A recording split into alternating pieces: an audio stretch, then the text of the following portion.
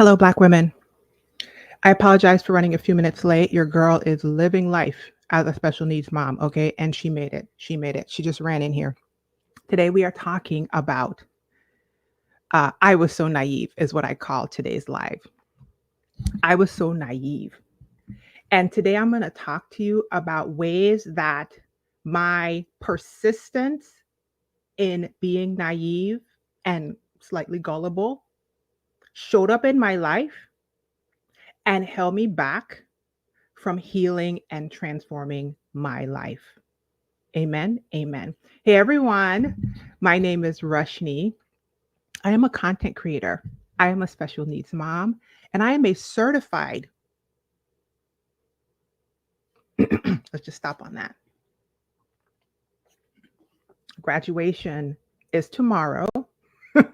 No, where are we? Friday. It's on Monday. I am a certified life coach, and I help Black women change their lives, transform their lives. Okay, get unstuck and create an entirely new thing. That's what I do. All right. I'm also a Black woman healing. I create humor filled healing spaces like this one so that other Black women like yourself can heal too. Welcome. If you are watching, I am live on Facebook, on LinkedIn, and on YouTube. Drop a pineapple in the chat and tell me where you're watching from, whether you're watching live or whether you're watching on the replay. As you heard me say, I ran in here at the last minute. Okay, let me drop the mic so y'all can see my little layered necklace situation. Hopefully, you can still hear me. Um, I ran in here at the last minute because apparently, when you are the mom of a son with special needs who has gone through very complex medical experiences, you also need to go to the doctor. So I had a dermatologist appointment, okay? Because apparently I'm supposed to take care of myself too. And I ran in, got my son ready, and ran up the stairs, and we are here now. Today, I want to talk to you guys about uh, being naive and how how do you say it? Naivete? How do you say that word? Naivete? Wow. Sounded like I was having a stroke. How being naive, we're going to go with that. And being gullible and choosing to persist in that naiveness and gullibleness has held me back in my life from creating something that is more healed and more healthy. Okay. All right. That's what I want to talk about. So, first of all, I think it's important to say what inspired this. So, this video was inspired because I was thinking to myself, what topic would have helped me years ago when I was spinning internally, when I was perpetually feeling like I was stuck, when I was just in need of the information that I have right now. I am 48. And at this 48 big years, okay, I've learned some stuff. And so I was sitting there thinking to myself, how could I help a past version of myself move forward, heal, and transform her life without as many detours, without as many roadblocks, without as many crash outs, okay, as the young people say. And one of the things that I had to admit to myself was that I was, and still could be, but I'm clearly much more self aware now, very naive, very gullible. And I chose to remain that way for longer than I needed to. And that choice created havoc in my life. So, this video is for you, whether you are the same age as me, whether you are older than me, and especially if you are younger than me. Choosing, and you see why I keep saying that, to remain naive can have extremely detrimental effects in your life. Okay, it can. So let's talk about things that I learned and ways that I showed up as naive in my life. But first, let's talk about what naive is. Okay. I looked up the definition.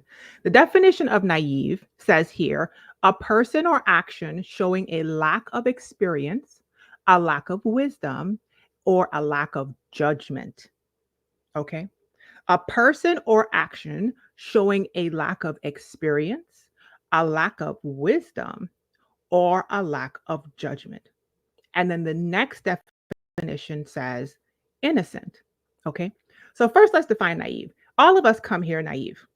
This video is not about saying being naive is bad. I'm not saying that at all. Matter of fact, we all start out naive. And I feel like maintaining some of our innocence um, and our lack of experience, meaning always realizing that there's something for us to pick up, to learn, to know, to grow, to explore, is a good thing. I don't think that adults are create the best life for themselves if they lose their innocence and or they decide that they need to stop learning. They think they know everything or they just become rigid. Yeah. So this video is not about not being naive per se, but this video is about the end of that definition that I just told you guys, which was a lack of judgment, right? So I feel like judgment is where the choice comes in, right? Because judgment is looking at something, stepping back, and discerning this or that, right? Yay or nay, in or out. I accept this or I don't accept this. I want this. I don't want this. This is healthy. This is unhealthy. This is healing me. This is harming me. That is judgment. And I believe that that is a choice. That part of naiveness, not the innocence or the lack of experience, because clearly we all are going to lack experience. We come into the world lacking experience, and we all are going to lack experience in some space. We don't know everything. Nobody knows everything. Okay, nobody knows everything. If you think you know everything, you don't. Matter of fact, the older you get, the more you realize you don't know everything. Okay, so let's talk about how my judgment, my choice to not judge things properly for whatever reasons, there were reasons, right? Held me back from healing, held me back from transforming my life, held me back from creating the life that I wanted. Give me a second, you guys. I'm not seeing any comments. So last time I wasn't seeing any comments. I thought nobody was here, but I realized that something was going on with my third party platform and it wasn't showing me the comments. So I am going to go to the page and see if I can see the comments on YouTube at least. And that way I know that um, if the comments aren't showing up, it's because nobody's here as opposed to boop, as opposed to okay, I'm gonna set that there. I don't see anyone. Okay, just checking, because last time technology tried to get me. All right. First way that I got. Y'all, I got. Listen, if you are under 48, please listen to this. Please listen to this. Please listen to this. You do not have to go through these types of problems. First way I got with naiveness and choosing to stay naive and choosing to stay too innocent is believing that everyone was thinking the same way that I think. Like just assuming that everyone's thoughts were kind of the same as mine, which would make sense, right? Because when you're a child, you come out like kind of narcissistic, like super self absorbed because you have to survive, right? And so you're literally trying to survive.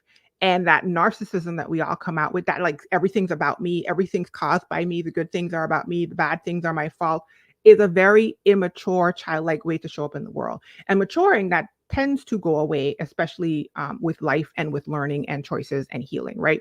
So I was naive and it shot me in the foot because I kid you not, you guys, clear into all my 20s.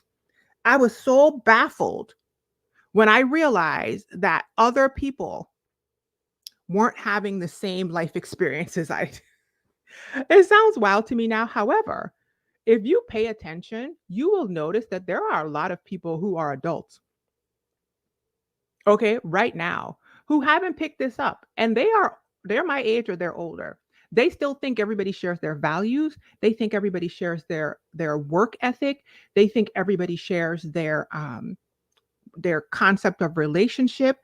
They think everybody grew up in a similar family structure, in a similar culture, and they think their way makes sense. So one of the ways I was naive was I was assuming everybody was just like we were all like, I don't know, y'all. I can't even describe it that much because I'm so far away from it. But it was almost like I was assuming we were all like coming from the same place.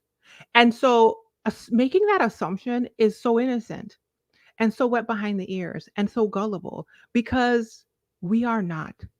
The older you get, the more you realize that even the you could have a person that grew up in the exact same house with you, and this person has an entire different set of value proposition, an entire different point of view of seeing the world. They could have had an entire different experience of growing up in the same house you grew up with, because we are all complex combinations of all sorts of things: psychology, neurology, sociology, systems, healthy things, unhealthy things, how all of it, choices.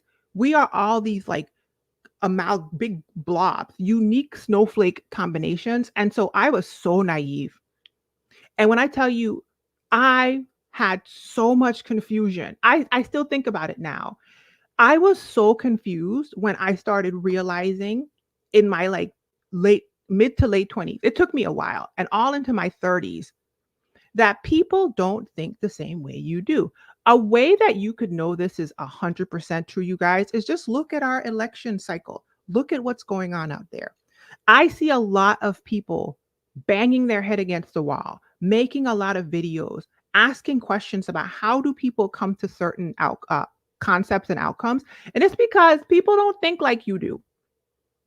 And the sooner you realize that, the sooner you can move on. They are them, you are you. They are thinking differently. Sometimes you are trying to make sense out of something that by definition and by default doesn't make sense. And so instead of wasting time trying to figure that out, use your time, bring your time, mind your business. Now I tell you guys that. Bring your time back to yourself, okay? And just accept that they are them and let them be them. Okay? Let them be them. The second way that I was super naive, you guys, I have my notes. I told you guys I ran in here at the last minute. So if you see me looking over, it's because I wrote my notes out, but then I didn't get to review them before we talked. Okay. The second way I wrote down is that I was naive and gullible. And that shot me in the foot. Oh my God. Was believing that everyone deserves chance after chance after chance after chance, endless chances, endless chances. One of the afflictions of the kind person, kind, Kind, one of the afflictions of nice people is we are the ones that implement abundant amounts of grace. We are the ones that implement techniques and concepts that are told to us about how to show up as a better person. But remember, everyone doesn't think like you. And so the overly kind person is the person that ends up being naive and gullible and taken advantage of, because there are people who are givers and there are people who are takers. Okay. And that's not black and white either, you guys. It's all, it's a spectrum of humans. And so believing that everyone deserves endless chances can come from a lot of places. For me, a lot of that messaging came from church, not gonna lie. That whole scripture of like, how many times should you forgive your brother? 7. And then Jesus is like, no, 70 times 7. And in my mind, I'm like, what's that, 144? I don't know how much it is, but anyway, in my mind, I'm like, oh, I'm just supposed to keep giving them grace. I have literally been told by multiple people that love me over the years that I give people too much grace. I have been told by therapists, I have been told by loved ones. I was just told by a friend this week that I need to cut quicker.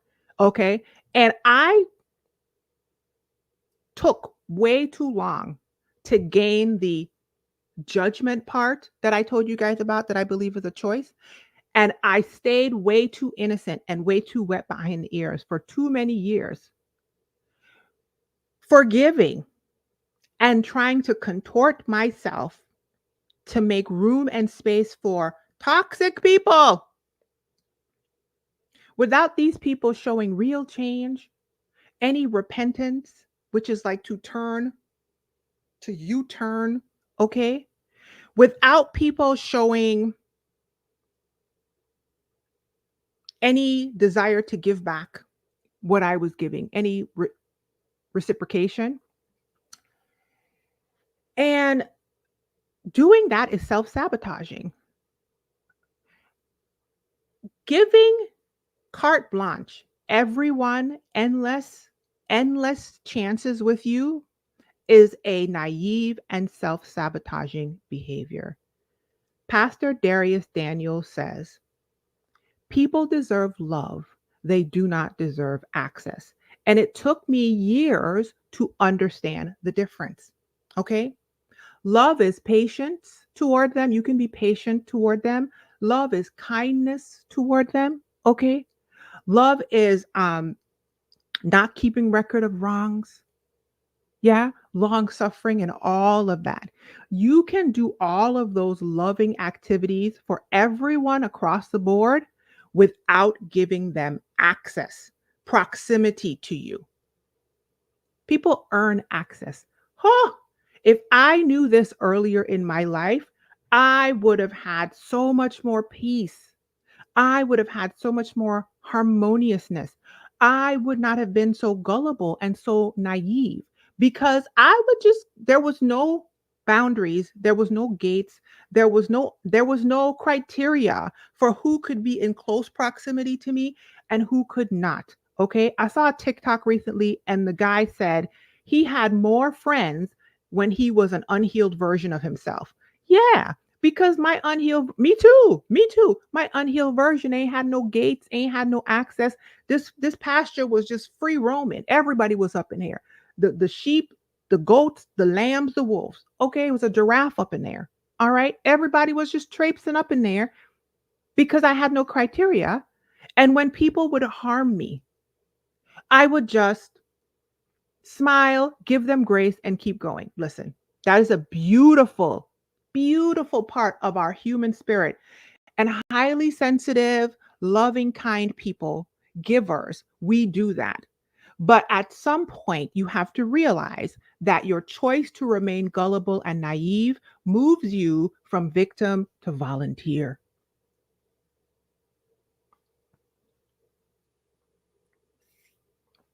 Okay? Listen to me. I'm breathing on 50's neck. You don't want to learn these lessons the hard way. And so I'm trying to help somebody. I'm trying to help somebody. Okay? The third way I was naive was thinking that hard work equals success.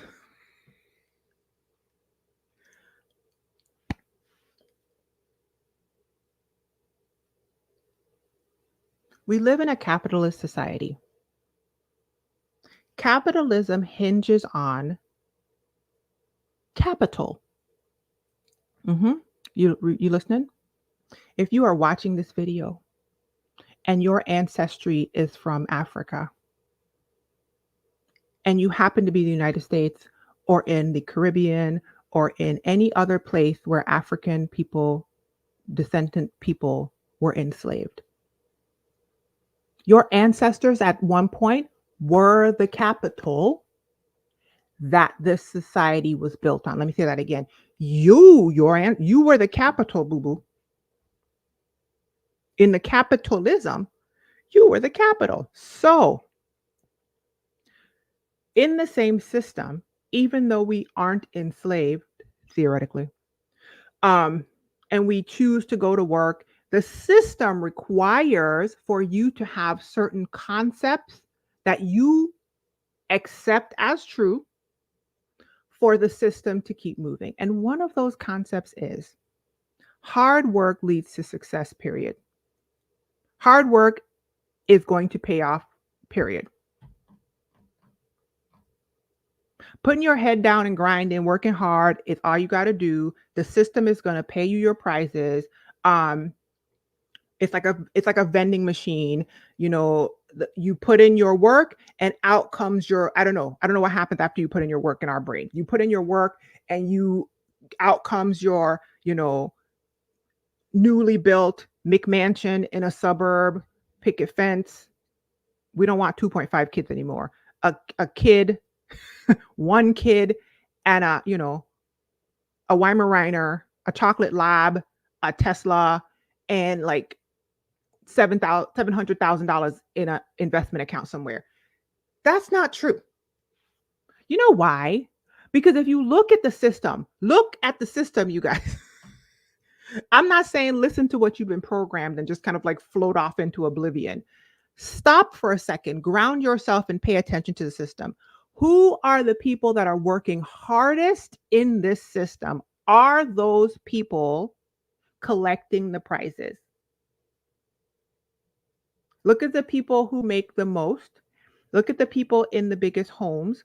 Look at the people with access to most of the resources, the better health care, the better skin care, the better hair care, the better finances and financial advice, the people who are lauded with free things because of their influence and their proximity to other people with influence, the people who have the nicer homes or multiple homes.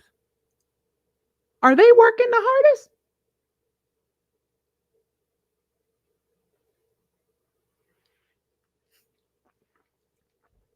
Think about it. Just go ahead and think about it. Blue Isis says the CEO and the COO, they're not doing the grunt work. Okay.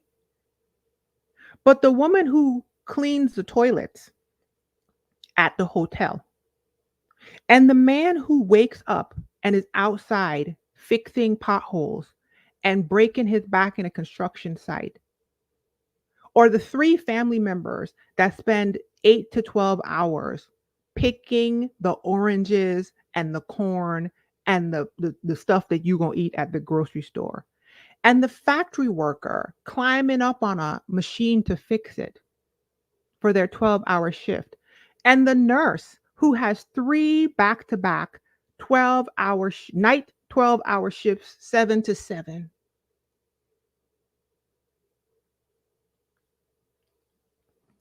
So I was naive. I was thinking, listen, the harder you work, the more you get. The harder you work, the more you get. I got it honest because it was taught to me by people who were well meaning and love me and were also taught to work the system. Yeah. But, that's not true. The smarter you work, the more you get. The more aligned you are with your authentic divine design. The more the more you get out of this life, the more you are putting into practice your actual you into the world, the more contentment you feel, which to me is success, right? Because if you're looking for money, a lot of people get to the top with the money and realize that they're miserable. Okay, you can find all kinds of people on the internet talking about the fact that rich people, rich financially, saying that they wish that everybody could be rich because they see that it's not what they thought it was going to be. So I'm not saying money is bad. Money is great. Money is a resource, and resource helps to alleviate a lot of things. I'm not saying that. Okay, we all want the money, but unhealed people with money crash and burn. So many rich people crash out. You see so many rich people who don't have peace, they don't have success, they don't have contentment. Their definition of success is skewed by a system that looks at them as the capital. So you got to know what success is. And then you have to be aligned with your own definition of success, right? And that leads to the healed, transformed life that you want. Okay. I believe that the closer you get to that, the more restful you become internally, because you know that you're doing what you're here to be doing, no matter what it is. Whether it is to become the next Jeff Bezos and be a billionaire, or whether it's to be a mom with a garden who is the best mom and then becomes the best grandmother and makes an impact in her family, or anything in between. Whether you decide you want to be the best cleaning woman, because that could be your gift, or you want to own the biggest cleaning company in the United States. As long as you are aligned, that is where the success comes from. Not grinding yourself into a fine dust, okay? And especially Black women, you listen, they be telling us work, work, work. Everything got to be built on our back. You got to pay attention, because if you don't, if you ain't careful, you turn around, it's something on your back. You didn't put it there. How'd that get there? Who put that up there? Okay, don't build that on my back.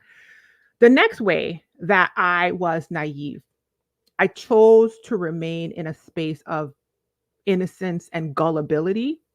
Gullibility. I chose gullibility, right?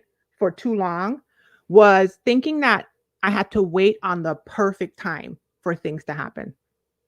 Oh, you guys, that is such a farce. That is such a farce. I am 48 years old. Okay? 48 years old. I'm breathing on 50's neck, right? And in my 48 big years, some of the things that I've learned is every time you're thinking there's a perfect time that's coming in the future, you will look back at the time that you had the thought and wish you had done it then. I can't get no help. Somebody tell me that I'm not lying. If you are a person that has had that experience, let me know. You just keep thinking, well, when I get this together and when I get that together and when this happens and when this thing aligns and when this person start acting right and when this thing happened and the next thing you know, you blink and you're 45. I kid you not. It's like life can be so long and so short at the same time. And waiting for the perfect time is an illusion. It's a choice to remain naive. It's a choice to remain, to lack judgment, and to understand that the perfect time is now. Now is all you have. You have everything you need. I'm not saying to stop, to quit your job today and start an Amazon competitor tomorrow. But I'm saying start the process, start the plan today. Start the plan today. Plan. Listen, every single day, the one thing you can do is to choose something else. I don't care if the start today is just the thought that I will do this tomorrow. I will start my plan tomorrow. And then tomorrow you sit down with a piece of paper and you think. And then the next day you jot out a bullet, a list of outline. And the next day you contemplate, okay, this is going to happen next year. In 6 months, I'm going to do this. In a year, I'm going to do that. This other thing is, I'm not even going to get to that 5 years from now. That is perfect timing. Some things are going to happen this minute. Other things are going to happen later. But there's literally no perfect time. You wait and wait and wait, and you going to blink this thing over. I can't even, every time I say I'm 48, I know I joke around and say I'm 48 all the time, you guys. And I'm like, I'm 48. And I'm always like posting whatever. How did I get to be 48? What is happening? What's going on? There's literally no perfect time. Last year, my son's leg was broken. After my son's leg was broken, I said, you know what? Blip it. I'm gonna go ahead and start this coaching certification. Was it the perfect time? No. Did you hear me say my son's leg was broken? My son's leg was broken on October 17th. I went ahead and I just did it. I said ain't nothing to it but to do it. What are you waiting on? I just stopped waiting. Jumped right in, did what I had to do, had the year that I had. And if you've been on my page, you've seen the year I've had. And if you've been on my page over the years, you've seen the years I've had. Okay. I have not had no little droplets happening to me. I have had tsunami level torrential downpours. Life has been whooping me to and fro.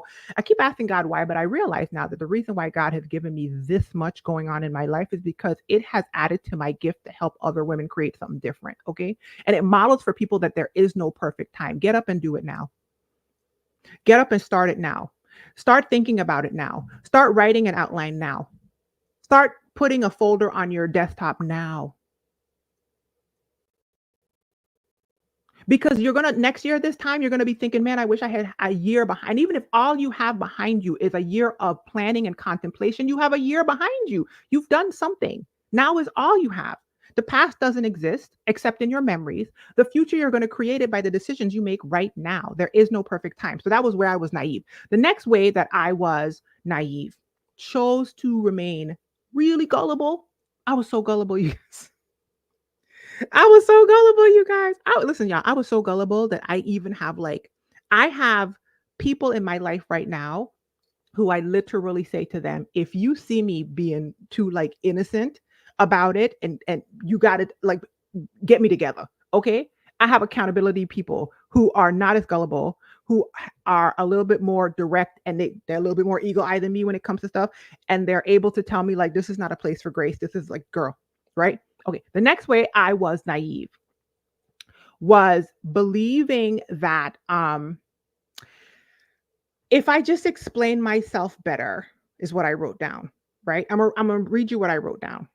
The belief that when dealing with difficult circumstances, difficult people, difficult systems, okay, that the fix I was looking for would come if I change something over here and I just explain myself better. I just figured out like the right words. Okay. I figured out like how to come at it the right way myself. Right.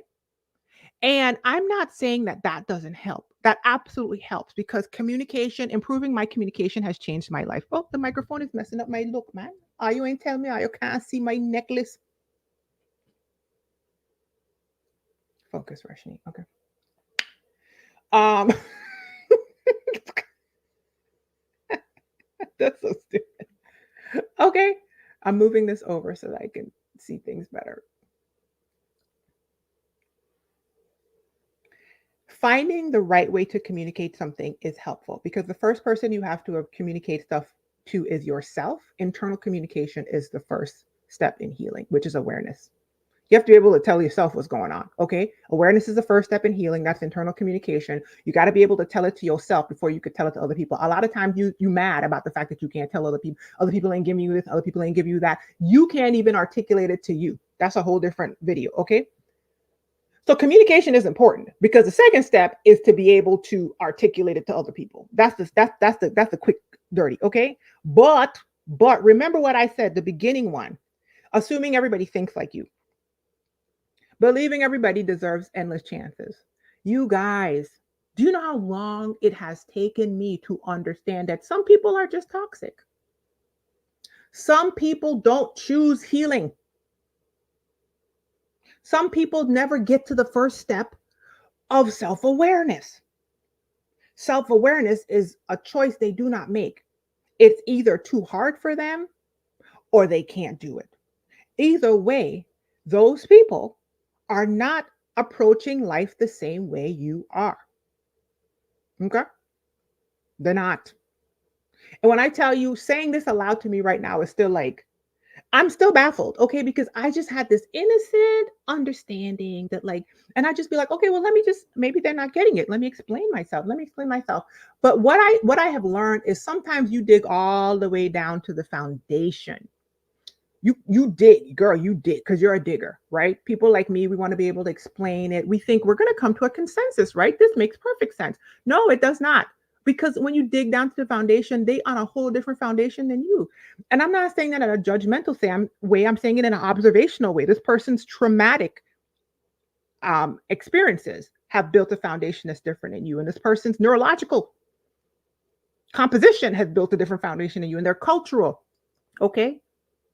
A person living in a certain body, a certain gender experience, a certain family dynamic, a certain religious dynamic, spiritual expression, capitalist system, monetary level. This person, we're all like snowflakes. So it don't matter. Some people, no matter how many great words you come up with to conceptualize this thing, if you explain it better, does not exist. Okay. Because some people are committed to misunderstanding because misunderstanding you gives them the opportunity to take the position that they have already decided they're going to take.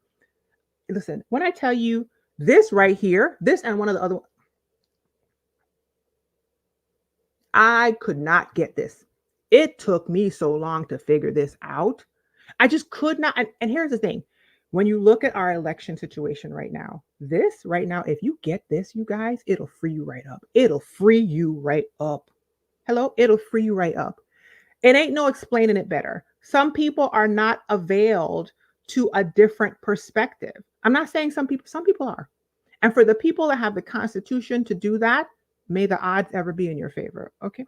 But, but Stop trying to consistently explain. I'm going to find the right words. I'm going to get them to understand. You have to accept the reality of what's happening in front of you. I had to accept the reality. This is this person. The them that they are showing me is them. The them that they are showing me is exactly what they are either capable of doing or deciding to do for me. Period. Point blank. That's it. Ain't no more right words. Ain't no more, you know what I mean? Like, I'm not saying don't come to people. I'm not one of these people that like cut people off without giving them a chance. I absolutely am a give a chance. So I told you guys I give too much grace. Okay. But sometimes ain't no right words. And you can waste. I'm not even gonna say spend, okay? Because I'm choosing the words very intentionally. You can waste after you spend your waste, okay?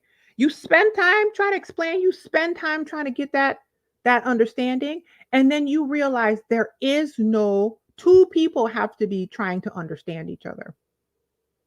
Two people have to be trying. If you're the only person trying, boo boo. That's now you've gone to gullible. You're choosing to stay in a naive space. The next way that I was naive, and it kept me from experiencing transformation in my life and healing in my life is believing that once I hit some success point or some point, girl, I don't know, some point in life, everything would be better. It was like I was always like thinking of this, I don't even know, perceived. It's like we all have this like promise in our brain of like we're owed this perfect little bubble life. And then I'm looking at the thing. And then when we don't hit that thing, right? That like capitalist, it's not just I'm not even going to say capitalist, but just life. Like eh, we don't hit it, we're devastated. We're falling apart. Nobody is really taught. I'm sure there's somebody, and if you did, your parents did an amazing job. Most of us are given this like pie in the sky version of like, I'm going to hit this point where everything's going to work together and I'm going to be happy and I'm going to have friendships and I'm going to have a home and have money with discretionary spending and girl no, and you're everything's going to be peaceful and wonderful. And in that in that is such a, I don't want to knock it because it's beautiful. I don't want to knock it because it's innocent. I don't want to knock it because it is absolutely the thoughts of a child. And in a beautiful, healed world where we're all balls of holy divine light, I'm sure that that is what's going to happen. I hope so. Okay. But down here in these meat suits, down here in this fleshly form, mm, it's not going to happen. Okay. That's why the old people will tell you keep living because it's not going to stop. Some people have a much more peaceful jaunt through this thing. Some of us have peaceful in our childhoods, and then life just starts kicking us in the face when adulting starts happening. Some people don't even get a break. Life starts kicking them in the face in their childhood. Okay. You're waiting on like some future point for it all to go well when now is all you have. Like there is no future point that will go well that is not influenced by the now you are creating. You can have you can have the beautiful life now. You can have the excursion in your life now. You can have the side quest now. You can have the love affair now. You get to have it now. You can live somewhere where you want to be now. You don't have to like drudge and grind yourself into some situation and sacrifice yourself into a vapor, and then later when you're falling apart and your health is failing, then you get to, no, your life is happening now. And I was so naive. It's like this, I don't know if I'm getting this out, but it's like we're given this idea of like the current moment is for you to grind and to hustle and to hit like money goals and to hit like career goals and to hit like whatever. And in the future, it'll all just fall into place. It's not going to fall into place if you don't do something, honey.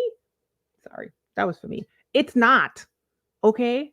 I have watched so many people die, go to their grave waiting for this future version of life that they were all promised, and it didn't turn out that way. Your now is when you create the beautiful things, okay? I hope I'm getting that out. I was naive and I was gullible thinking that some success point was going to fix everything. Some money thing was going to fix everything. When what I have learned is what's in my hand right now is all I have. Even if I don't have the money, I have the ability to conceptualize how to get more money, right? Now is all I have. You see what I'm saying? And so that was naive. And if you stay in these naive places, you're not going to have a healed and transformed life, you guys. You're going to just sit there and honestly, staying in these places as a child is beautiful because life hasn't hit you a lot. Once you start getting older, it starts to turn into resentment and rage and anger.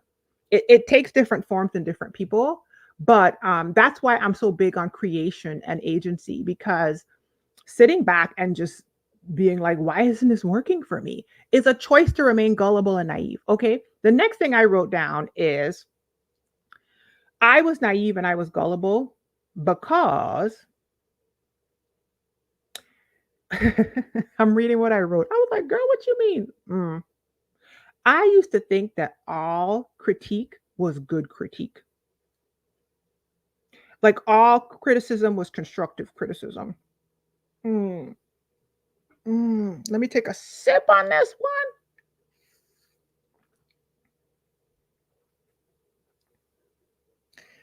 Because I'm a healing person, because I'm a good-hearted person, because I'm a person that's a giver, because I'm a person that's always looking to show up as a higher version of myself, okay? And because I had the false naive assumption that everybody was that way too. I told you that was number 1, okay? And because I just thought we were all out here just loving each other, I'm just like a big hippie in my mind. We're all just trying to be better. That was my innocence, right? That was me. That was me. That was me. I thought that version of me thought that when people were coming to me with their things, especially like about me specifically, that I had to like take it in and really consider it and weigh it all evenly because they had my best interests at heart. Sorry. I'm sorry. There's judgment in my tone, but just pray for your girl, okay? From glory to glory. But there is a difference between helpful feedback and people critically projecting their issues on you. That's what I was saying. You got to check the tree before you pick the fruit, boo boo. Okay. You can't just take insights from everybody. You cannot.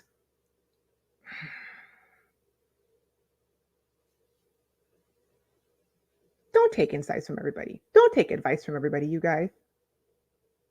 I'm not saying they're not going to try to give it to you. I'm saying you don't have to receive it. You don't have to take it, and you don't have to tell them you're not taking it. Okay. Just you have to discern before you take from a person.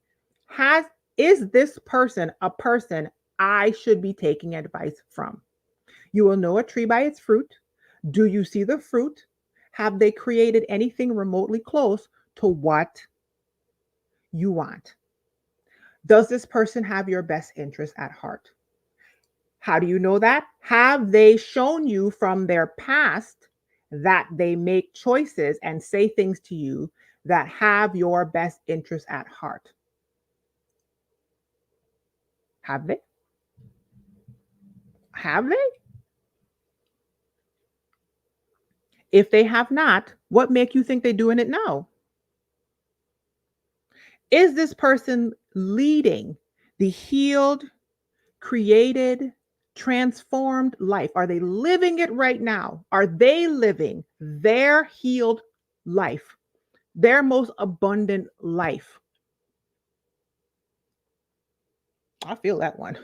And if so, have has their track record shown that they want to help you create that version of you based off of the divine authentic version of you, meaning the you God created and not the you they trying to create.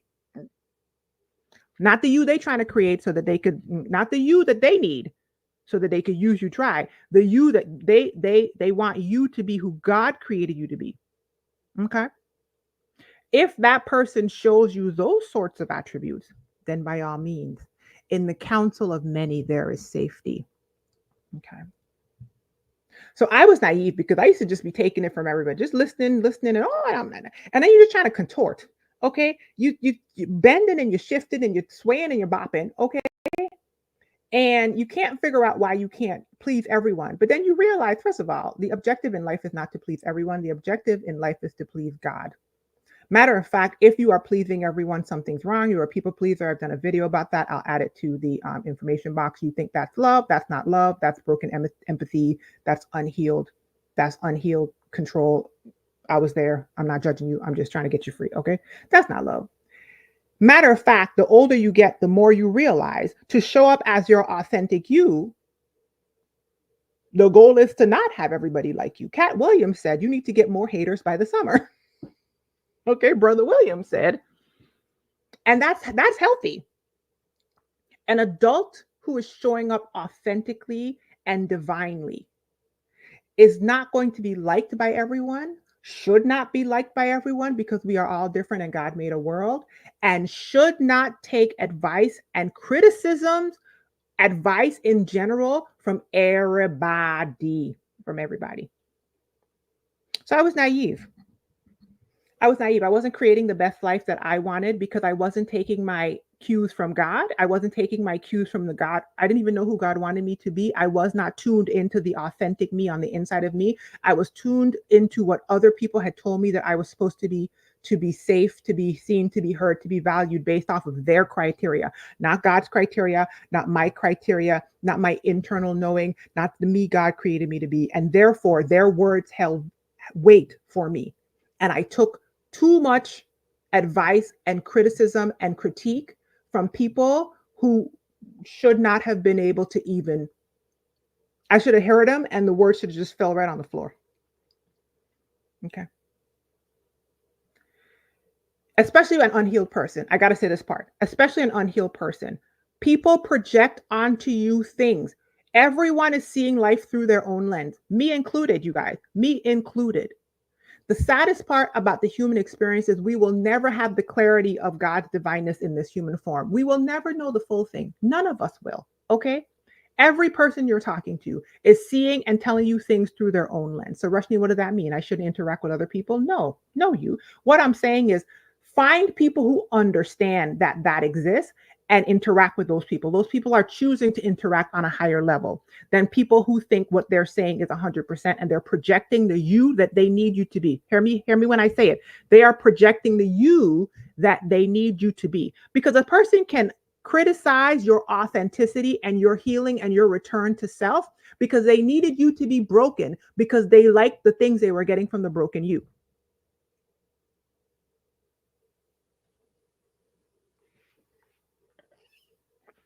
So it's naive of me to just take criticism and feedback from everybody.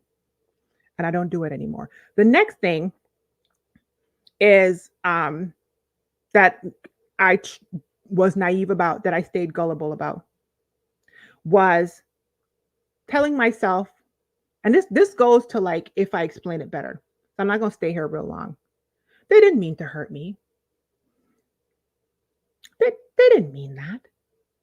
Y'all, I don't know if I told you guys this. So my mental health diagnoses include the coping mechanism of dissociation. And dissociation specifically as in like I did not feel safe. And so in an effort to feel safe, I would physically stay in an environment, but my mind would leave, right? This was a pattern that I developed in childhood because when you're a child, you physically can't leave when you don't feel safe. So I learned how to stay physically in an environment where I didn't feel safe, unfortunately, but my mind would check out. Right? My mind would check out. And the work that I've done in therapy over the years is to ground myself, to bring myself back into my body, to take my whole body with me. Okay. And I'm still doing that work. Okay. I'm still reminding myself because it's a natural default for me to check out. I'm still reminding myself that in spaces where I feel harmed and in spaces where I feel unsafe, I need to bring myself back into my body, stop making a bunch of excuses and things and take my body with me. So this whole idea of they didn't mean to hurt me was one of the triggers for me to dissociate, right? Because if I am in a space with a person or with us in a system that is harming me, I could easily keep my physical body in the space and check out and remain in harm's way by telling myself they didn't mean to hurt me. What? Making excuses and giving grace for objectively harmful behavior and choices and systems and places and jobs and people and environments and relation and not accepting reality as it is in front of me. Okay? That this person, place, or thing consciously or unconsciously chose to hurt me. Listen, let me tell y'all something. One thing about my big age right now, okay? It took me so long, but I got it. I am crystal clear on this because I never intentionally chose to hurt anyone. I'm not saying I didn't hurt people. I don't. We all hurt people. All of us are the villain in somebody's story. We are humans. We are fallible, and it happens. Okay, it happens. But I never like walked out in the world and was like, I'm gonna hurt that person. That's not how I roll. Okay. But I told you guys, assuming everybody thinks like you is the first naive thing I was doing. That was gullible. That was wrong, girl. Everybody ain't out here thinking like me, which means there are people who actively walk into the world and they're thinking I'm either the victim or the victor. Okay. I'm on there. Somebody's a winner, somebody's a loser. Kill or be killed. I gotta harm you, and there's a justifiable means to an end. Okay. These people exist. And people like me who are just innocently going about our business thinking everybody's beautiful. If people know better, they'll do better. And everybody's trying to be no, boo boo. You have to be a little bit more on guard.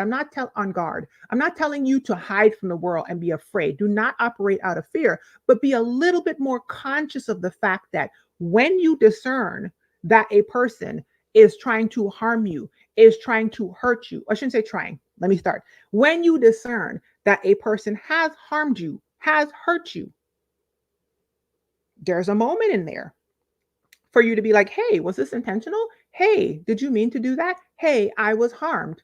And if that person continues to hurt and harm you, they may have meant to do that. That may have been their intention, or they may not be able to not hurt you for whatever reason. Either way, you deserve to not be harmed. And when I tell y'all this one right here, this one, you want to talk about gullible on my end. You want to talk about naive. You want to talk about abundant, bottomless applications of grace for people who just harmed me perpetually.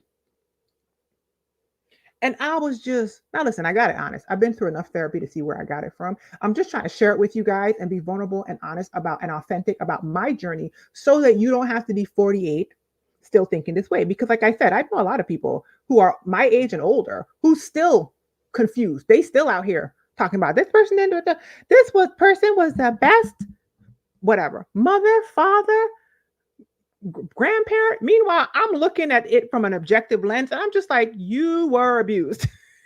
You were neglected. I'm sorry. You were. And I mean, they probably didn't have the tools to treat you better. Okay. But you, girl, you was abused. Girl, that's a neglect. Okay. Girl, that's a neglect. What is happening? And some people don't do it on purpose, but just because somebody doesn't do it on purpose doesn't mean that you need it. If somebody shoots you by mistake, they could shoot you. You still got shot. You still listen. If the person shoots you by mistake, what they've shown you is that at least you know they're reckless with a pew pew. They didn't have the intention to shoot you, but they didn't have the intention to not shoot you. Okay, they reckless with a pew pew. You got to stay away from people because you know what? I'm not going to do shoot you by mistake because I'm not reckless with a pew pew. So at least even if the person didn't mean to hurt you, they are displaying to you the lack of desire to not hurt you. And those kind of people you got to steer clear, man. At this big age, you got to steer clear. Okay, I'm sorry. The next way that I was naive was thinking that things would happen like instantly. I don't know what kind of magical thinking. Listen, I don't know. We get it honest, y'all. But I'm hoping that these videos are gonna snap. This video is gonna snap somebody out of there, like woo, because I was in there deep. I was in there deep. I don't know what kind of magical. A lot of the magical thinking that we get is messaging from a lot of different spaces. Not gonna lie, church is one of those spaces where we get a lot of magical thinking. Okay, and people, they bypass spiritually bypassing. Let me look up the definition of spiritual bypassing so that somebody will know what I mean, because I think, let me see, spiritual bypassing. I think that bypassing happens all over the place. It's rampant. And because of that, we have these like ideas that like if you do this magical thing's going to happen. If you do that, this magical thing's going to happen. Okay, spiritual bypassing is a defense mechanism that involves using spiritual practices to avoid dealing with unresolved emotional issues, psychological wounds, and other developmental tasks. It can be a way of protecting yourself from harm or for promoting harmony, and it doesn't typically resolve the issue. Yeah. So I think that a lot of us learn in church spaces specifically to spiritually bypass as a way of actually practicing the faith. And I'm not going to go into that. However, I will say this. I think a lot of us learn a lot of bypassing. I think some of us use intellectual bypassing. I definitely used spiritual bypassing in the past. That was my, and I also used intellectual bypassing. And I'm sure that there are lots of other ways that we skip over actually handling a issue in the time frame and with the complex, consistent, sometimes slow moving pace that it takes to transform something, like a body, like a style, like a life, like a house, like a career. Some of these things are slow moving. Growth is slow moving. Things happen incrementally over time when you put a plan in action and you work the plan, like honestly, and small, consistent changes is how things happen. And so a lot of people are sitting on their rumps, hoping that their finances will be better, but they aren't making small, consistent changes over time to make their finances better. They just go in someplace hoping that it'll fall out the sky. And I was naive. I was gullible. I had those thoughts too. And I had those thoughts handed to me, right? You see so many people. I think it's cultural, but I don't know. I see it in the Caribbean. I see it in Black Americans. I don't know. I'm not in other cultures and I haven't seen it like on the internet when I'm, given purview into their cultures on social media. But I see this like magical thinking thing where like we just help God. People have intellectual knowledge of a thing.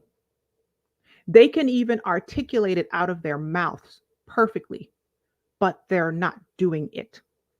And they don't even realize they're not doing it. It's almost like they don't know what doing it looks like. Maybe doing it was not modeled for them. I don't know. And then they complain that they don't get the outcome that they think they're deserved. The transformation was supposed to happen like that. But the transformation is according to the power that works within you, and you ain't working the power. Small, consistent choices and actions over time is how change and transformation happens. And you'll watch people sit there and complain about something. And I'll be thinking, I know under the hood of your life, like you shared it with me or I've observed it, you have never done anything that would actually make what you're talking about occur in your life. You've done literally nothing except pontificate about it out of your mouth and complain that you don't have the outcome. And I was naive and gullible because I kind of fell into this too, where it's like you're just sitting there and you're thinking like, woe is me. Why don't I have this? Why don't I have? Well, you don't have it, but because you didn't do nothing to create it. That's why. If you want the body, you got to do something. If you want the finances, you got to do something. If you want the home, you got to do something. If you want to live in a different country, you got to do something. If you don't want to live in that house, you got to sell it. If you want to get a different car, you got to make a plan and come up with that. Nobody's going to give it to you. Nobody's coming to save you. You have everything you need right now to save yourself. You have everything you need right now to save yourself. Okay?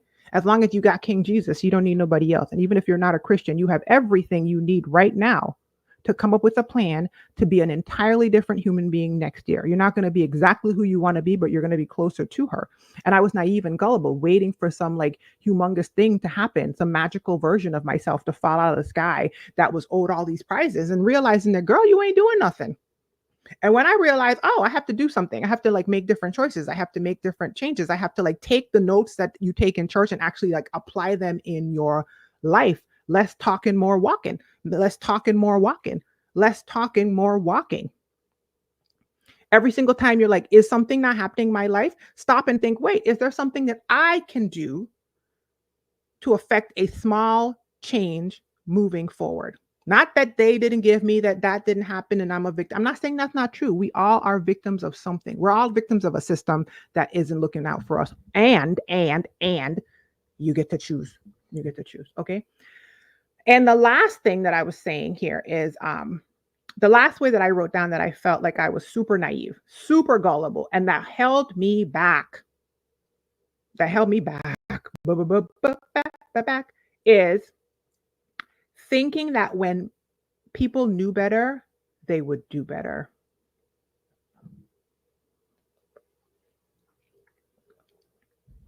Thinking that when people knew better, they would do better. Maya Angelou said that when you know better, you do better. But that's not true across the board. That is a choice that you have to make, right? The choice to know better and the choice to do better, right? The Bible says the truth that you know will set you free, which means your freedom is on the other side of a truth that you choose to know. And I used to believe that when people knew better, they would do better. Because when I knew better, my first inclination would be to try to do better. And as I shared with you guys, I was looking at the lens from a slightly narcissistic viewpoint, immature narcissistic, not like diagnosed narcissistic. I'm not a narcissist. I've had plenty of professionals. Yeah, I'm not. But immature narcissistic, as in thinking everybody thinks the way I think. I had to broaden my lens and understand that the world is a world. Everybody's different. Everybody's coming from complex, different lenses. And it took me so long to realize, you guys, that one, some people choose not to know better. And then two, some people choose not to do better. I spent an exorbitant amount of time, spent, then wasted, because I feel like you spend first and then you just waste afterward.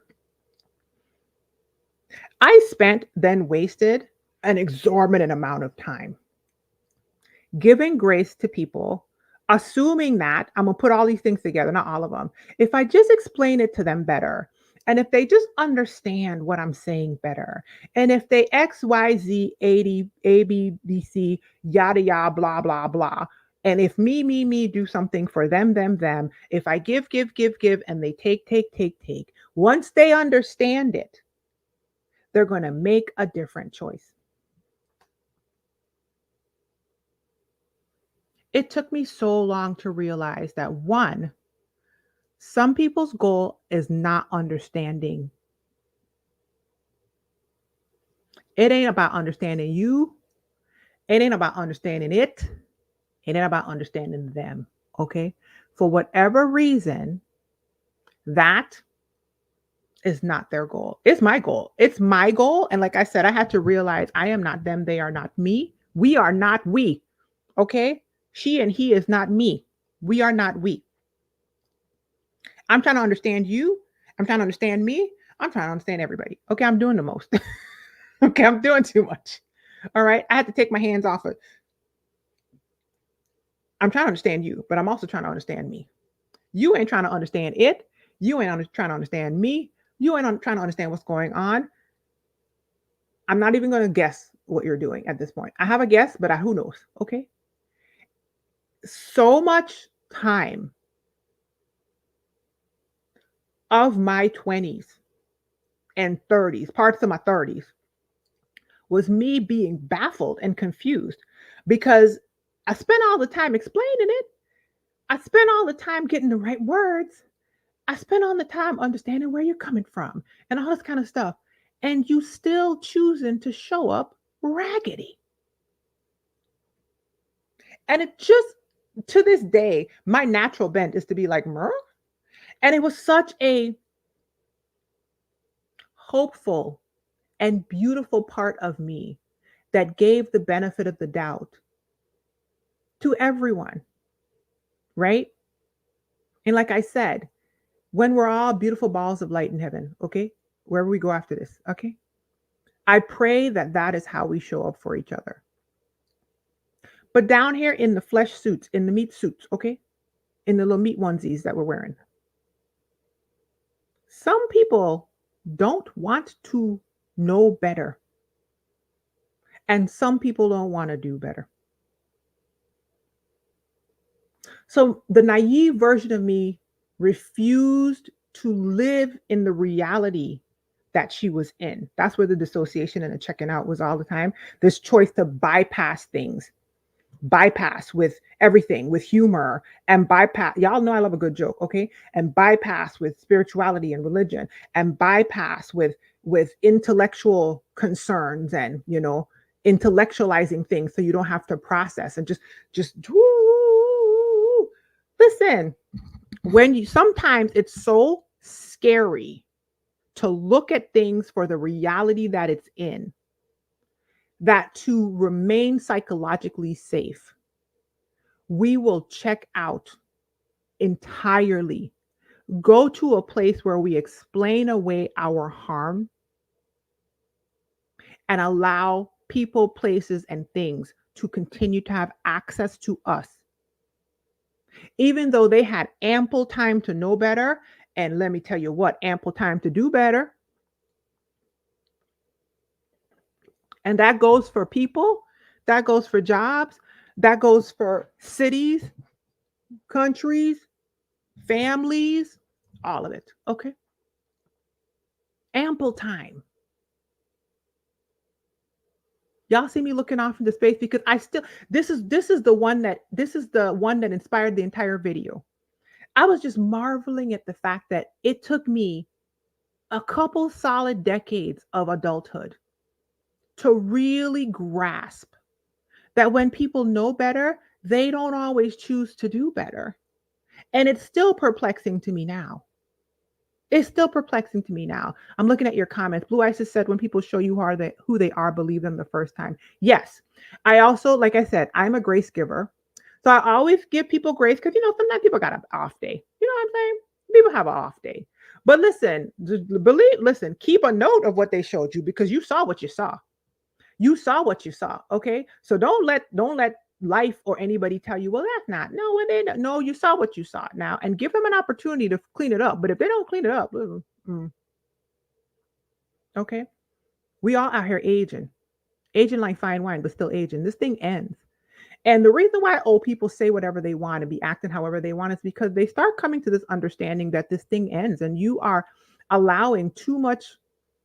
You got to like mature a bit, right? It's not about being naive forever. It's about applying wisdom and applying judgment in certain spaces, right? It absolutely is. Tasha said, I'm over 50 and I'm still learning this. Yeah, I'm almost 50. And that's why I wanted to share this, because if I had heard some of these things when I was in my 20s, I might have been so trenched in trauma that I might have dissociated watching this video. I'm not lying. 20 something year old me might have checked all the way out because she couldn't handle what 48-year-old me is saying. But girl, listen, Not me in the past because I don't have a time machine, but you listening to it right now, do not check out. And if what I'm saying is causing you to have some sort of emotional upheaval, girl, let those emotions come up. Let them come up. They're trying to tell you something. Emotions are indicators on the dashboard of your life. They're trying to tell you that there is a discontent. Something needs to be addressed. If it's too much for you to handle on your own, go find a licensed mental health professional and get that stuff out. You need a psychological enema. Don't spend your entire life being naive and gullible and then get to the end of your life and be like, what was that? I just heard on a podcast yesterday the number one regret. It was a hospice doctor talking. He said hospices, and he has sat with hundreds and hundreds of people that have died. The number one regret he hears of people on their deathbed is that they didn't live their life. They lived an inauthentic life. They wish they had been their whole self. They wish they had been their whole self. What are you waiting on? Time's passing anyway. This thing coming and it going. November 2024 has come, you guys. October's gone. I don't know what you had planned for October 2024. It ain't, girl, it's gone. It's in your memory. It's in our memory. It doesn't exist anymore. I hope you took pictures. I hope you had the time of your life. It's gone. What you gonna do with November? Time coming or time going, no matter what, so you might as well start something. Start it up. Ask for help. If you haven't done it in the past and you want to do it and you're listening to me or watching me online, on your phone, on a platform, you're alive. Do it now. Get up. Sorry. Girl, get up. I have to say that to myself. Okay, there's a scripture in the Bible where Jesus went to the little girl and he was like, Talitha cum, which means girl, get up. He was healing a little girl. And he said, and I say it to myself every morning in my affirmations, girl, get up. Okay, because I spent a lot of time waiting for something to happen so that I can magically have this perfected life. And I had to realize, girl, get up. Rushni, get up. Rushni, get up. Come on, girl. It's in you. It's in you. Get up. Okay, get up. Audacity, hey, Audacity. Audacity said, right. And there shouldn't be an exception, even if that person is your family. Well. I'm still working on that, okay? I'm still working on that. I'm in the trenches, okay? I got deep Caribbean roots, amen? But correct, because family is one. I think Nedra Tawwab, who is a therapist, an author, etc. She specializes in boundaries, etc. I think I saw on her post on Instagram, she said that family is the only relationships that we are taught to like accept all kinds of abuse because it's family. She's like, there's so many abusive dynamics that we are taught to accept because it's family. No. If a person's a family member, you ain't supposed to be treating them better than the world. Why is it that the world treating this person better than you and they got to hide from you and you're supposed to be their family member? What are we doing? You would think that the criteria for a family relationship would be higher. You would think. Blue Isis says she knows she's supposed to eat better, but do you? Listen, okay, I can give you a jokey answer or I can give you a real answer, okay? I could give you a real answer or I could give you a jokey answer. I'm not going to give you the jokey answer because this is the real deal Holyfield video, okay? This is the real video. When I see people joking about how they do and don't eat, you know what I think to myself? That's your choice. You're either going to pay for it now or you're going to pay for it later. I love you, though. You know I love you. You know I love you. Okay. You know I love you. Also, that's your body. So when I see somebody joking around on the internet about the food that they eat and making big jokes about it, in my mind, I think you get to do that. If you want to live in the body that results from those choices in the future, not now, because now you have youth on your side. Now you have youth on your side. Now you have youth on your side. But if you want to eat like that and you're okay with the potential, because it's not guaranteed, if you're okay with the potential of creating the body, that results from those choices. And when you get up there, you realize You created it. You get to do that. That's what I think to myself. I don't mean that specifically to you, but I do. But I mean everybody. That's what I think. Because remember now, I used to be one of these people that be like jumping in trying to help everybody, blah, blah, blah. No. Okay. I am a coach. If you want to work with me, you can work with me and I can help you. But other than that, I'd just let people be. Okay. I am doing what I can do to create a body that I want to actually be in long term while I'm here in the meat onesie. And this is the only body that I get to, well, that's not true. My son's body as well. But this is the only one I get to work on. And I just listen, if people want to do it, they could do it. It makes me sad sometimes. It makes me like, dang. But also,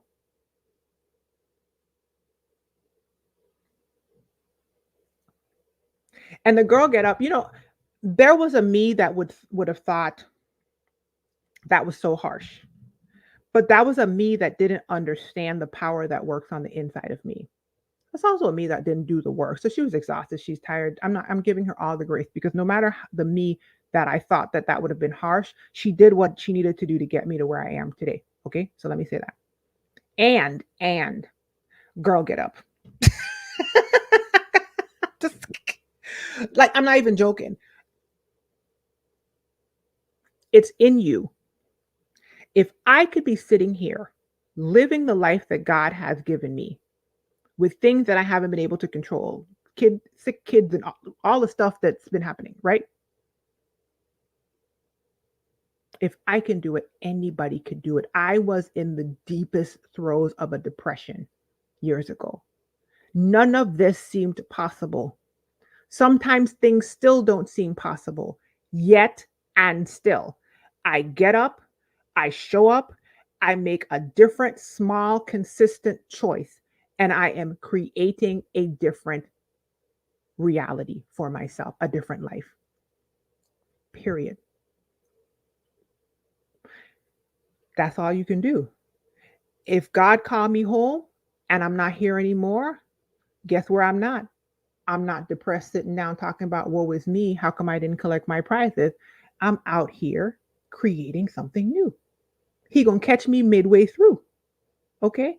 I don't know if I'm gonna get to it, but I'm gonna head in that direction. And that's where I'm at. Anyway, um, so those are ways that I found myself being too naive, too gullible, you guys. And if you're watching this, whether you're my age, whether you're older, whether you're younger, take those things into account. Those things are wisdom.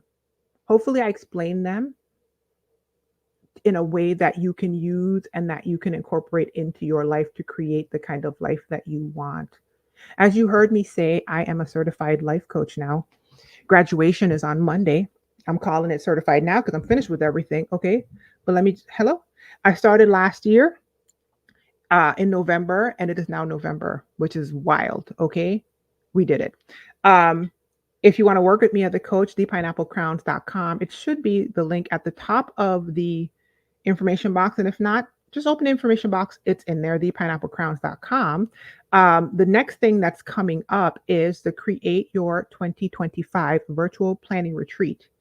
Is happening again. Okay, this is probably the 7th or 8th year of me doing this planning retreat on my own because it was a planning retreat I came up with for myself because y'all heard me say I had to resurrect with the power of God. I had to defibrillate and resurrect myself out of the depressive slump. Okay. And so I made a planning retreat for myself that I would do every single year. At the beginning of the pandemic, the ladies were like, well, the 2024, yeah. The ladies was like, one lady was like, I would love to do that with you. And I was like, huh? What? And then the pandemic hit. I did it with the ladies again in 2021. I think I had 50 women do it with me in 2021. I did in 2022. Right? So I don't know. What year are we on? Are we on the 4th year? I'm going to say 4th year, even though the math might not be mathing. Okay. You can come do it with me. If you go to thepineapplecrowns.com, earliest bird enrollment began today. Okay. Blue Isis was on my neck. I hadn't opened up the enrollment yet, and she inboxing me. Blue Isis has done the planning retreat before. I said, ma'am, let me wake up first. Blue Isis was like, is it open? I can't get in. Where is it? I said, girl, wait. Let me. I said, girl, calm down. Okay. But that just shows the value that she's got from the planning retreat. The good news is if you've done the planning retreat in the past, you heard me say I do it every single year. This is how I plan my year, you guys. This is how I plan my year. If you watch me out here knocking things out and you're just like, how is this woman doing it? This is how. This is how. If you want to do it, you have to come. ThePineappleCrowns.com. Earliest bird pricing starts today. Okay. It goes up. Price goes up every Friday. What is the planning retreat, Rashni? It is the December one and the January one are a little different. The December one, and there's a little difference this year. So let me tell you about it. The December planning retreat is for the person who wants live help and immersive help in their planning experience, right? It's a week-long planning retreat with self-paced modules that include videos of moi, audios of moi. Okay. You get worksheets that you can download, you get videos, you get audios, and you also get and all of those things help you come up with a actionable plan based off of you. Not just, we're not making a vision board. I love a vision board, but we're not just making a vision board. We're literally coming up with a plan based off of who you are, because I'm not going to help you plan a year that's not based off of you, boo-boo. Go to somebody else if you want an inauthentic plan. I'm not out here doing that to Black women, okay? Ain't nobody trying to, you ain't gonna look on your back and see me on there, okay? You're gonna be creating your own life. When you're done with the week, you're gonna have a plan based off of you. And the December retreat also has 4 included in the price, 4 live group Q&A calls to help you with the planning, okay? So it's a week long. It's December 13th through the 20th, I think. 13th through the 20th is what I'm going to go with. Is that right? That sounds about right. And it's a week long. So it's self-paced. There's videos, there's modules, there's a whole thing to lead you through. And when you are finished, you have an entire plan for your 2025 to create the year that you want. And then this year, because I realized last year that the accountability calls after the planning retreat was where it was at. Okay. And even the accountability ladies that did the accountability calls with me. If you're here live or if you watch it on the replay, put it in the comment section. Some of them said they don't want to come live with me. One of them, she's a chicken. Okay. I'm going to call you out. She don't want to come live. But anyway, she said she'd say it in the comment section. Okay. They were like, girl, these accountability calls is where it's at. Okay. Because in the accountability calls, which in December, you get 10 monthly live group accountability calls included in the planning retreat. January through October of 2025. So this year, the planning retreat includes the accountability calls, right? And in those calls, I help you work the plan that you created so that you can create the life that you want. Amen. There will be another planning retreat, but it will not include the live calls during the planning session. And that will happen in January. That'll be self-paced only. Okay. So if you are interested in joining me for the Create Your 2025 virtual planning retreat, visit thepineapplecrowns.com. Earliest bird pricing, the cheapest version of this live, the live component during the first week. This is the cheapest pricing that it's going to be at. Price goes up every single Friday. The link is in the information box. And don't forget, you guys, a lot of things I was telling you in this video, it wasn't intentional, but it's true. If you don't have a plan, my mother used to always say, if you don't have a plan, you plan to fail. You fail to plan, you plan to fail. That's what she used to say. And I mean, that's a cute little idiom, but are you doing it? I told you, part of the reason why you're magical thinking and you're like moving in a direction that you're like, I don't know what's happening. And why is this all happening to me? And why isn't it all working out? Girl, you don't have a plan. I'm saying that because I was that. The reason why I came up with this planning retreat was just not to like have a cute planning retreat to sell to you guys. Okay. This was for me. Okay. And so if you are a person that always feels like, I don't know why I'm not figuring this out. And is this my life? And am I creating the life that I want? And what's going on? And do I even want this? And what is this? ThePineappleCrowns.com link is on the screen. Boo boo. I do this for you. I want to help you. This is my divine gift. Let me help you create the life that you want. Amen. Amen. Thank you. I see the congratulations. Thanks, you guys. Thank you. Thank you.